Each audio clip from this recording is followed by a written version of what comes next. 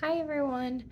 I really am enjoying this women's health class in general. I feel like it's always been somewhere that I've had an area interest in. I'm not sure if it's just because I myself am a woman or um, I don't really know. I just have really been enjoying it. I feel like I've learned a lot that I can help my patients with. In chapter 5 this week, it talked a lot about different contraceptives, and it at one point it was talking about how it can affect like the hormones in our body affect the bones, and so it got me interested in looking into more of like how because some people say like, oh, contraceptives are bad for your bones, and it made me really curious, so I looked up a few articles on bone health and contraceptives. And so one of them that I read about, it says peak bone mass is reached by the early 20s and 95% or so laid down by the age of 18. So that was interesting to me because I guess I thought we had like more time before our bones were like done, you know, um, reaching their peak bone mass. Um, I'm in my 30s now, so I'm like, oh no, I'm like, I'm kind of done, and so I think, making sure as providers that we're making sure our patients get enough calcium, and the dangers of smoking and how it can affect our bone growth. That it's really important that we make these recommendations for our young women patients.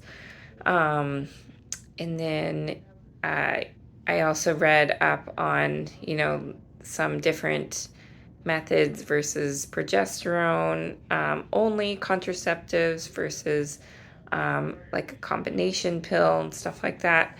And it looks like I read a few different things, but it looks like for the most part, most of the progesterone only contraceptives are um, they don't really affect bone growth, and they seem to be safe for bones.